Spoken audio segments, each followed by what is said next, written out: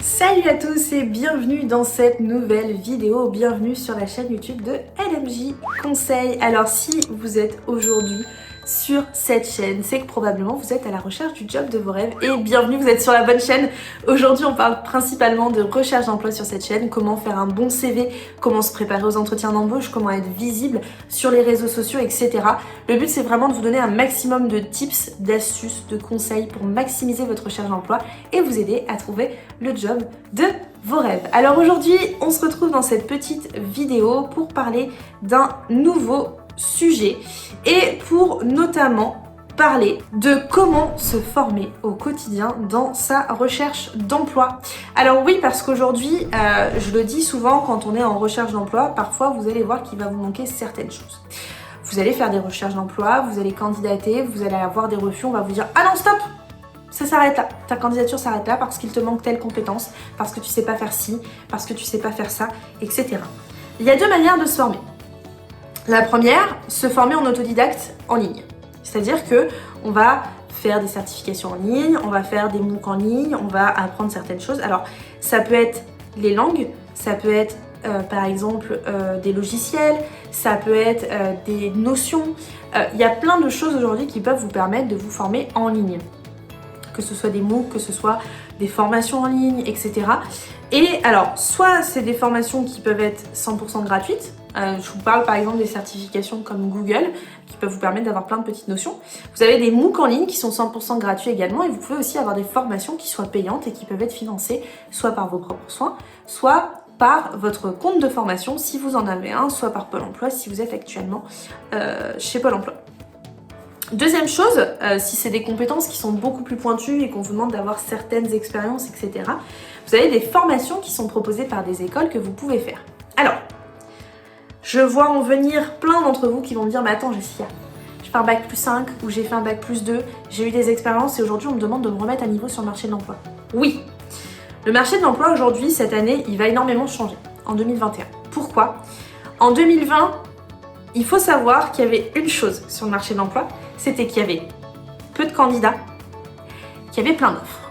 Ce qui faisait qu'aujourd'hui, pour avoir en fait finalement... Alors attention, à prendre avec des pincettes pour certains secteurs d'activité qui sont beaucoup plus pénuriques, mais la tendance du marché en 2020, c'était beaucoup d'emplois et peu de candidats. C'est-à-dire que les entreprises, si elles voulaient un candidat, il fallait qu'elles maximisent leur visibilité et qu'elles vous vendent le poste parce que généralement c'était très compliqué pour elles et qu'il y avait une vraie bataille entre les différentes entreprises parce que la tendance était que les candidats cherchaient le job mais vraiment le bon poste, etc.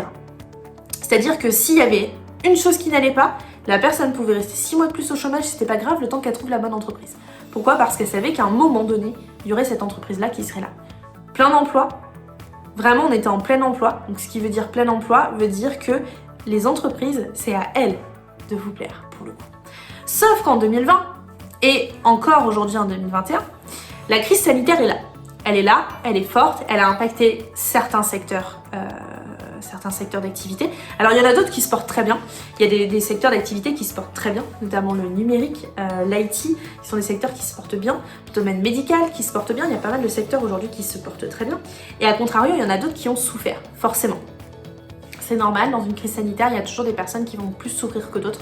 C'est normal, dans une crise économique, il y a toujours des secteurs d'activité qui vont moins bien l'un avec l'autre. Mais résultat, qu'est-ce qui se passe s'il y a une crise sanitaire ? Et une crise comme il y a eu aujourd'hui en 2020 ?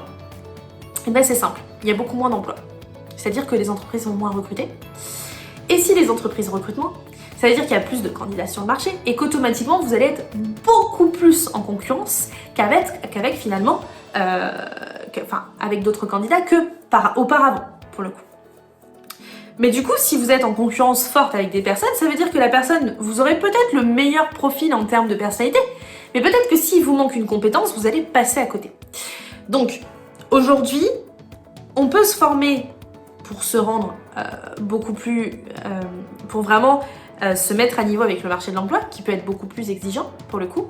Ça peut être le cas, par exemple, je vais vous donner un exemple concret. Quand vous êtes commercial aujourd'hui, souvent les commerciaux ils savent pas se servir des outils digitaux. C'est très compliqué parce que ils ont toujours fait avec leur manière de faire au préalable, etc. Sauf qu'aujourd'hui le métier de commercial il a changé. Et il est devenu ce qu'on appelle le métier de business developer. Le business developer, c'est un commercial à qui on va greffer des outils digitaux pour qu'ils soient plus efficaces. Bah d'accord, mais si vous postulez à des offres de business developer et qu'on vous demande aujourd'hui d'utiliser par exemple les réseaux pour être capable d'automatiser votre prospection, etc., si vous n'êtes pas capable de le faire, bah vous ne serez pas embauché. Par contre, quelqu'un qui l'aura déjà fait, lui, sera embauché. Donc il faut retenir que parfois, si on veut réussir sur le marché de l'emploi, si on veut obtenir certains postes, il va falloir se former. Et c'est pas parce qu'on a un bac+5, qu'on a 40 ans, 45 ans, 50 ans, 20 ans, 25 ans, qu'on a déjà des expériences professionnelles, etc., qu'on va forcément avoir le poste. C'est pas vrai aujourd'hui. Alors, il y a la personnalité qui va jouer, certes, mais les compétences aussi vont jouer. Et parfois, il va falloir faire des formations plus longues et effectivement repartir à l'école. Je vous donne un exemple concret. Pour vous donner vraiment un exemple qui soit très concret. Si vous me suivez un petit peu sur les réseaux, vous savez qu'aujourd'hui je suis tombée dans le recrutement un petit peu comme Obélix dans la marmite de potions magiques, c'est-à-dire que je n'ai pas fait d'études en recrutement, je n'ai pas fait d'études en RH, je suis tombée par hasard là-dedans, j'ai fait un bac+3 en fait en licence langues étrangères appliquées et à la fin il fallait que je fasse un stage et je suis tombée en fait en cabinet de recrutement et j'y suis restée et j'en ai fait mon métier, ça fait maintenant 6 ans que je travaille dans le recrutement et je suis une experte dans ce domaine-là. Par contre, si vous me posez des questions très techniques sur la partie RH, beaucoup moins parce que ce n'est pas mon métier, parce que je n'ai pas fait de formation, je n'ai pas fait de gestion des ressources humaines, je n'ai pas fait de paye et ce n'est pas mon métier. Pour le coup. Et bien cette année, figurez-vous, je me suis inscrite dans une école de commerce à distance pour faire un master en RH.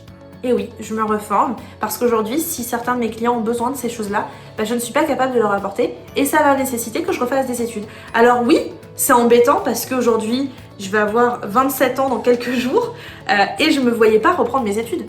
27 ans, ça fait 6 ans que j'ai arrêté l'école. Pour moi, un bac+3, c'était très bien. Et aujourd'hui, je reprends des études pour valider un master en RH. Qui l'aurait pensé? Bah, c'est pas grave. C'est pas grave, je vais prendre 2 ans pour le faire.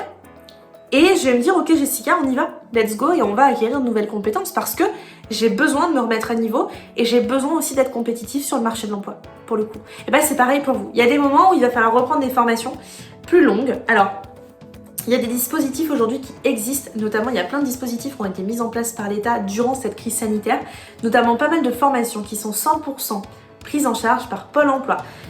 Si jamais actuellement vous êtes inscrit à Pôle emploi et que vous avez besoin de refaire une formation, renseignez-vous. Vous pouvez déjà vous renseigner sur ce que vous voulez faire, ce qui vous plairait, est-ce que c'est une formation longue, est-ce que c'est une formation courte et généralement vous avez plein de formations qui sont prises en charge à 100% par Pôle emploi. Il y a notamment une liste de 150 formations qui a été choisie pour être 100% financée par Pôle emploi. Et c'est le bon moment, c'est-à-dire que quand vous êtes inscrit à Pôle emploi, vous avez le temps de faire une formation. Et c'est pas pour autant que vous perdez vos droits à Pôle emploi, si c'est par exemple ce qui vous fait peur. Alors oui, peut-être que vous allez moins gagner votre vie pendant un temps, parce que forcément Pôle emploi, quand vous avez des allocations de retour à l'emploi, c'est pas forcément 100% ce que vous voulez faire. Mais c'est quoi de gagner un petit peu moins pendant un an?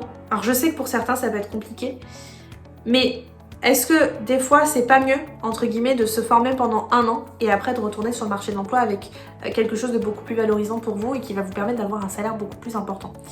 Donc c'est important quand vous êtes en recherche d'emploi de continuer à se former quotidiennement sur des choses qui sont gratuites, des MOOC en ligne, des vidéos sur internet par exemple, sur YouTube, de tutos sur des logiciels, etc. Ça peut être des certifications notamment digitales. Je vous mettrai également, n'hésitez pas, dans pas longtemps sur Instagram, je vais vous mettre un post par rapport à ça. Donc si vous voulez aller suivre, n'hésitez pas. Suivez LMJ Conseil sur Instagram, sur LinkedIn et également sur TikTok, YouTube. Comme ça, s'il y a la moindre nouveauté, vous le verrez. Je vais vous proposer dans pas très longtemps une liste de choses qui va vous permettre d'apprendre gratuitement finalement. Ça peut être les langues, on va pas se mentir, dans un contexte où on est vraiment internationalisé partout, il faut aussi être capable de parler anglais ou de parler d'autres langues. Si par exemple vous parlez une langue comme l'espagnol ou comme le russe, etc., qui sont des langues qui sont beaucoup plus compliquées aujourd'hui à apprendre que l'anglais, bah vous serez beaucoup plus valorisé aussi. Quelqu'un qui par exemple connaît 2 langues, c'est beaucoup plus simple pour lui. Donc n'hésitez pas à vous former sur les langues. Donc formez-vous au quotidien, il y a plein de choses qui peuvent vous permettre de vous former gratuitement. Moi ce que je vous conseille, c'est vraiment pendant 1 heure tous les jours de vous former si vous êtes en recherche d'emploi complète. Si vous n'êtes pas en recherche d'emploi complète, que vous êtes vraiment en recherche d'emploi en parallèle de votre job, etc., parce que vous voulez quitter votre poste et que vous voulez trouver un nouveau job, vous pouvez vous former 10 minutes par jour. C'est-à-dire que, par exemple, si vous êtes dans le tram, le train, les transports en commun pour aller tout simplement au bureau, bah, vous pouvez vous former. Sinon, bah, ça peut être le matin quand vous vous réveillez. Au lieu de passer 10 minutes sur les réseaux, formez-vous. Faites une formation en ligne. Prenez une application pour apprendre l'anglais. Enfin, Aujourd'hui, il y a plein de moyens qui peuvent vous permettre quotidiennement de vous former et ce de manière gratuite. Et si vous voulez aller plus loin, parce que vous sentez que effectivement sur le marché de l'emploi, vous n'arriverez pas, il y a beaucoup de choses qui vous manquent, renseignez-vous, recherchez des écoles qui pourraient vous permettre aujourd'hui de vous remettre à niveau sur tel ou tel point. Ça peut être des formations courtes de 2 ou 3 mois, comme ça peut être des formations plus longues avec pourquoi pas une alternance, parce que oui, on peut faire une alternance quel que soit son âge aujourd'hui. Et ça vous permettra du coup de vous remettre à niveau et de vraiment être compétitif sur le marché de l'emploi. N'oubliez pas, en 2021, il va vraiment y avoir un gros changement dans l'emploi, c'est-à-dire que ça va être très compétitif. Il pourra y avoir 200, 300 candidats qui vont postuler. Et là, je le vois, il y a certaines offres où j'ai énormément de candidats qui postulent. Faites très attention parce qu'à un moment, on va le ressentir. Et l'aspect très concurrentiel va se ressentir si vous ne vous formez pas, si vous ne restez pas connecté, si vous ne vous actualisez pas, vous n'allez pas y arriver. Donc très important, n'oubliez pas de vous former. Si vous avez des doutes sur comment vous former, comment choisir la bonne formation, etc., n'hésitez pas, écrivez-moi un message, un commentaire sous cette page, sur cette vidéo, ou n'hésitez pas à m'envoyer un message privé sur Instagram, Facebook, LinkedIn, comme vous voulez. Vous aurez tous les liens des réseaux sociaux juste en dessous. Et puis je me ferai un plaisir de vous aider, de vous aiguiller. Mais il faut vraiment continuer à vous former quotidiennement et si vous sentez vraiment que vous avez besoin, qu'il y a quelque chose qui coince et qu'effectivement le marché de l'emploi est trop concurrentiel, bah peut-être qu'il faudra effectivement trouver une autre solution, une formation peut-être un petit peu plus longue. Voilà pour aujourd'hui, j'espère que cette vidéo vous aura aidé, qu'elle vous permettra de continuer à vous former. C'est important, je vous le répète, formez-vous, continuez vraiment à vous former quotidiennement, continuez de lire, de suivre des formations, des certifications en ligne, c'est vraiment très important. Donc vraiment, n'hésitez pas aussi à me mettre des astuces. Si par exemple, vous aussi, vous avez suivi certaines formations digitales sur des logiciels, ou vous avez suivi des MOOC, des certifications en ligne, etc., des applications que vous connaissez qui sont bien, n'hésitez pas à les mettre en commentaire et partagez-les entre vous. Ça peut vraiment être intéressant. Et puis on se retrouve très rapidement pour une nouvelle vidéo sur la chaîne pour toujours parler recherche d'emploi. Je vous souhaite à tous une excellente journée et on se dit à très vite pour une nouvelle vidéo.